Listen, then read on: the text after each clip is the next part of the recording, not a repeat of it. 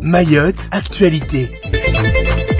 Accueille actuellement Sébastien Bouey, le président de l'association Colosse au pied d'argile.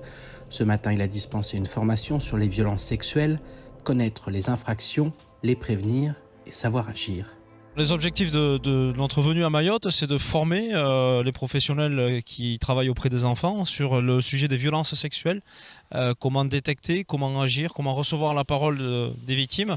On va aussi intervenir en milieu sportif, dans des lycées aussi. On a commencé avec le rugby hier. Cet après-midi, je vais dans un lycée à Sada. Et on va faire ça jusqu'à mercredi, et, en espérant de libérer la parole des victimes qui sont murées encore dans le silence. Une antenne de l'association a été créée à La Réunion.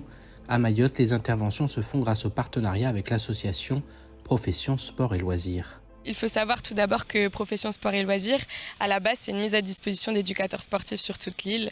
Et en fait, il y a 2 ans, à l'aide des financeurs, on s'est posé autour de la table et on s'est dit qu'il fallait monter la première campagne de lutte contre les violences sexuelles et sexistes dans le milieu sportif. Donc depuis 2 ans, en fait, cette campagne de lutte est devenue un service à temps plein avec 2 salariés à temps plein qui font de la sensibilisation, de l'accompagnement et de l'orientation des victimes partout sur le territoire. Aujourd'hui, c'est plus de 200 personnels qui ont été formés, donc des éducateurs sportifs, des dirigeants. Il y a plus de 600 jeunes qui ont eu ces interventions et on a eu déjà plus de 30 témoignages de victimes dans le milieu sportif à Mayotte.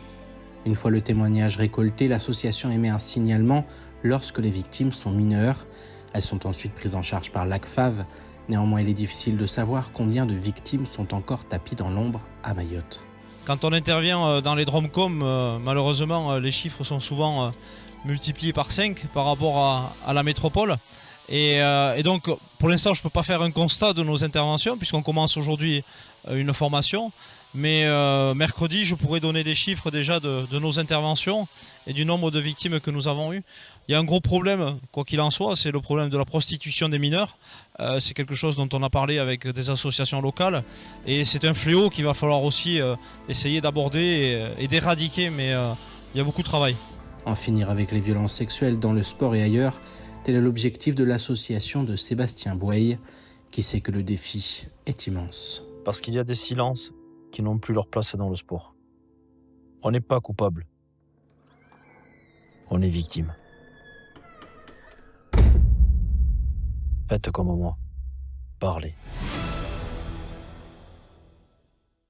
Peut-être que je devrais parler plus fort pour qu'on m'entende jusqu'ici. Sûrement. Sûrement. Mais le principe, c'est qu'on travaille avec la CGT Mayotte, avec Salim, et donc on essaye d'être les relais. Mais notre principe, c'est de ne pas parler à la place. Il y en a tellement qui parlent à la place des habitants de Mayotte en disant « je connais, je vais m'occuper de vous ». Le principe, c'est de dire « nous essayons d'être les relais ». Et donc à chaque fois qu'il y a des interventions à faire, nous les faisons auprès du gouvernement. Ce qu'on souhaiterait, par exemple, c'est que ces interventions puissent se faire en direct, parce que c'est la CGT Mayotte qui connaît les problèmes ici. Bien sûr. Moi, je ne suis que le porte-parole ou le relais. Par exemple, sur les questions sociales, moi j'aimerais bien que la ministre du Travail vienne ici discuter directement avec les syndicats. Vous avez le droit à la ministre de l'Outre-mer. C'est bien, mais les questions sociales, c'est directement la ministre du Travail qui devrait s'en occuper. Vous voyez, et il devrait y avoir un lien direct entre les responsables politiques qui gèrent ces dossiers, retraite, salaire, code du travail, avec les organisations syndicales. Je pense que c'est important par respect pour nos aînés qui ne parlent pas toutes parfaitement français, même si elles me comprennent parfaitement et sont mon principal soutien. Mais je voulais en fait avoir cette politesse envers celles et ceux qui me soutiennent. Et puis on a surtout aussi insisté pour qu'il y ait une partie des orateurs qui parlent en kibushi, puisqu'il n'y a pas que le shimaoré à Mayotte. Et la circonscription part d'Aqua et va jusqu'à Msapere, donc une partie de ma future circonscription si je suis élue, par le kibushi, donc on a fait cet effort. J'espère, je demanderai de l'aide pour faire une partie la prochaine fois de mon discours en kibushi, beaucoup moins parce que l'accent, autant le shimaoré m'est familier à l'oreille et au prononcé, autant le kibushi, vraiment pour moi c'est extrêmement difficile. Mais oui, j'ai essayé, je ne dis pas du tout que c'est parfait et je ne peux que m'améliorer, mais je pense que c'est normal de faire cet effort. Le département et le CHM se mobilisent pour l'attractivité du territoire, notamment en matière de santé. Ce week-end avait lieu le 15e congrès de la médecine générale au Palais des Congrès à Paris. Le conseil départemental et le CHM étaient représentés lors de cet événement national.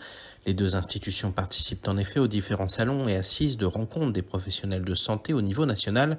Objectif, venir recruter de manière concertée et collaborative dans les salons, dans les réseaux de médecins, d'internes et autres personnels médicaux et paramédicaux existants en France hexagonale. Plus de 200 personnes sont passées sur le stand aux couleurs et parfums de Mayotte en 3 jours. Selon le conseil départemental, la mission est donc accomplie. La graine est plantée, la destination intéresse et de bonnes perspectives sont entrevues. Kanikeli montre l'exemple en matière de restauration collective à Mayotte. La semaine passée, l'adjointe au maire de Kanikeli en charge des affaires scolaires a reçu une délégation de la mairie de Pamandzi. Au programme, une visite du réfectoire de Passikeli, mise en service en 2019, puis une visite à l'école La Rose, dont le réfectoire est actuellement en travaux. Il sera à terme le plus grand réfectoire de la commune avec une capacité d'accueil de 120 enfants par service. Dès 2015, la commune de Kanikeli a travaillé pour structurer le temps périscolaire avec un service de restauration de qualité. Le lancement des travaux du réfectoire de Mbouini est ainsi prévu en avril.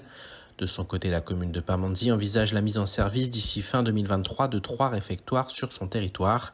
Elle est donc venue s'inspirer et échanger avec son homologue du Sud, qui fait figure d'exemple à suivre.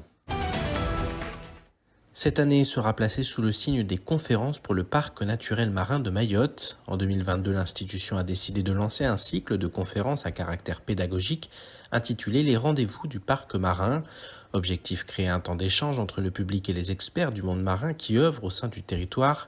Pour le premier épisode, le parc a souhaité profiter de la venue à Mayotte des experts de l'Institut français de la recherche pour l'exploitation de la mer, l'IFREMER. Ces derniers démarrent les travaux d'exploration des écosystèmes profonds liés au volcan. Après des doutes liés à un cas contact, les experts seront finalement bien présents sur le territoire.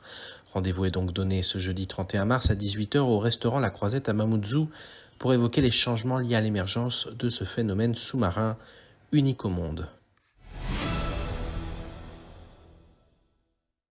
Le début du mois sacré de Ramadan approche à grands pas, alors chacun prépare ce moment à sa façon, afin notamment de manquer de rien le moment venu. Comment je me prépare ? Déjà en faisant des courses. Là, vous savez, avant la période, avant le commencement du Ramadan, on commence déjà à faire les courses avant qu'il y ait une rupture de stock. Avant le Ramadan, je prépare quand même lazimu ni vunguze cigarette, ni vunguze hula nyengi mtsana, ni eskamwe réserve manaba hazijao. Comme je suis un agriculteur professionnel, pour moi, il n'y a pas de souci, il n'y a pas aucun changement par rapport à la nourriture parce que j'ai autosuffisant de la nourriture, de la nourriture. Mais seulement les gaz, actuellement, on a un peu de soucis par rapport au gaz. Le gaz est en effet au cœur des préoccupations.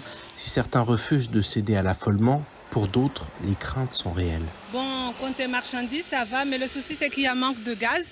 Du coup, là, on roule de partout pour avoir un peu de gaz, c'est très important. Et pouvoir faire les courses. Et après ça, tout ira bien, Inch'Allah. Gaz, ukawe, yavavo be, wantu tudu walio na susi, na uyamba kesi be, gaz yavavo. Haya, situru de mhogo wone wavavo, be, de hukamba, wantu wa, yanu wizi wa umwengi, usibwa, usintini be, kulana mnabe, tsumuru tuefunga fete, wadaka watu katashoshi. Vraiment, c'est chaud. Là, j'ai cherché par tous les gaz, je ne trouve pas. Du coup, là, je suis fatigué. Le soleil, là, il est chaud. Là, je m'assois là dans mon auto. Là, j'ai regardé partout les gaz. Je ne trouve pas. Il reste encore quelques jours pour être prêt le jour J. Le compte à rebours est lancé. Outremernews.fr, le site de l'actualité Outre-mer, 24 heures sur 24 et 7 jours sur 7. Retrouvez la chaîne Outremer News sur YouTube.